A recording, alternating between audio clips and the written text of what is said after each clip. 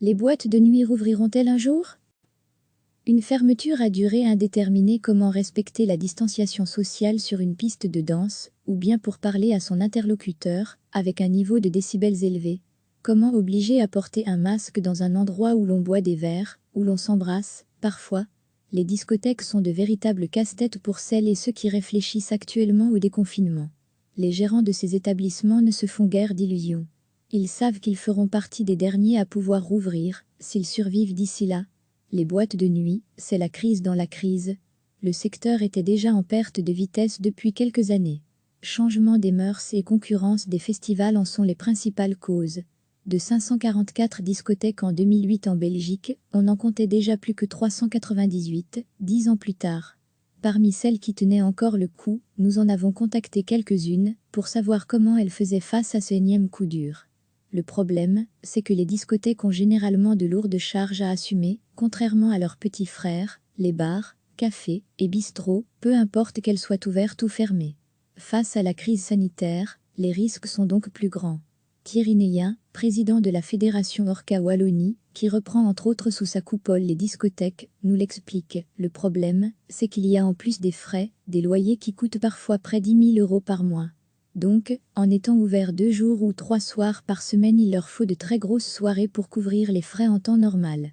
Et donc, avec une fermeture complète, dès lors qu'il n'y a pas d'accord, pas de suppression de loyer, pas de geste de la part du propriétaire, il y a une fragilité financière et tôt ou tard, le risque d'être dénoncé pour non-paiement, avec l'incidence que l'on connaît. Arnaud Sablon, le gérant du Lindbergh Club, discothèque située à Couvin, n'en est heureusement pas encore là. Mais alors que les rentrées sont nulles, il doit assumer des dépenses, elles sont toujours bien présentes. On a des charges fixes, qui représentent plusieurs milliers d'euros. L'avantage qu'on a, c'est qu'on avait fait une bonne saison. On est en train de vivre sur les bonnes soirées qu'on venait de faire. Il ne faut pas que ça s'éternise, ça, c'est clair. Marc Ronvaux, exploitant de la discothèque Le Moulin de Solière et du bar Dansant l'Ozone, vit plus difficilement encore cette situation. C'est un coût moralement et financièrement. On venait de se lancer dans des investissements. On a toujours des charges à payer. On se pose beaucoup de questions. Je crains pour la survie de mes établissements, à long terme, parce que les charges sont énormes. Les discothèques comptent déjà 2 mois de fermeture. Elles pourraient devoir encore attendre 4, 5, 6 mois, voire plus avant de pouvoir rouvrir. On est attente de ce qui va se décider. Dans les médias, on parle de la réouverture des restaurants. On parle de la réouverture des cafés. Des discothèques, on n'en parle pas. Regrette Arnaud Sablon, gérant du Lindbergh Club. Thierry Neyen, président de la Fédération Orca Wallonie, est tout autant dans le flou. Dans certains secteurs, on n'a pas de vision. Même dans l'Orca, on n'a pas de vision. Le 8 juin est une date qui est annoncée à la grosse louche. Le secteur ne rouvrira pas le 8 juin. Ce sera après le 8 juin. Après le 8 juin pour les restaurants, alors pour les discothèques qui peuvent accueillir plusieurs centaines de personnes, ce sera encore bien plus tard. Après le 31 août, si elles sont regroupées avec l'événementiel? Le souci avec les boîtes de nuit, c'est leur grande capacité d'accueil, d'une centaine à plus de 1000 personnes, parfois. Une idée parmi d'autres serait alors de limiter le nombre de personnes admises à l'intérieur, un peu à l'instar des supermarchés. Ce serait une mesure plus simple que la distanciation sociale ou le port du masque, règle compliquée à faire respecter.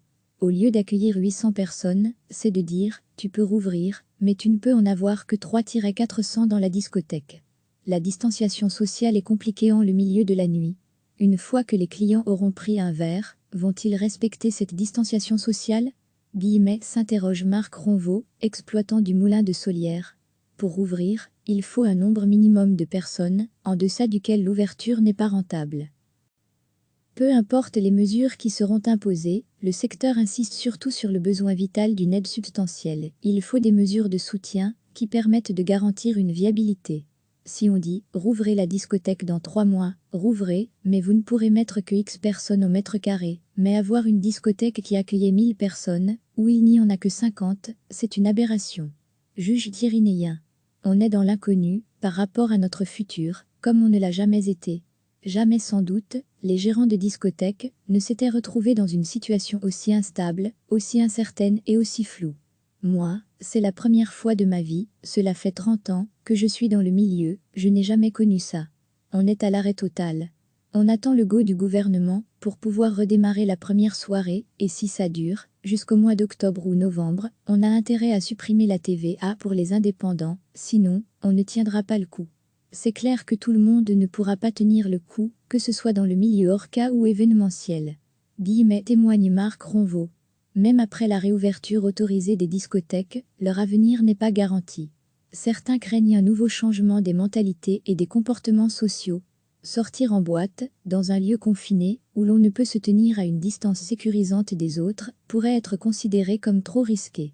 C'est de l'ordre du possible, le coronavirus pourrait bien donner le coup de grâce à un secteur, ou tout le moins à une partie, déjà bien affaiblie qui pourtant dans les années 80 et 90, faisait la réputation de la Belgique à l'étranger. Recevez chaque matin l'essentiel de l'actualité.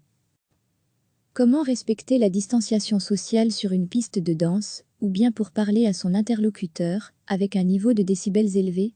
Comment obliger à porter un masque dans un endroit où l'on boit des verres, où l'on s'embrasse, parfois?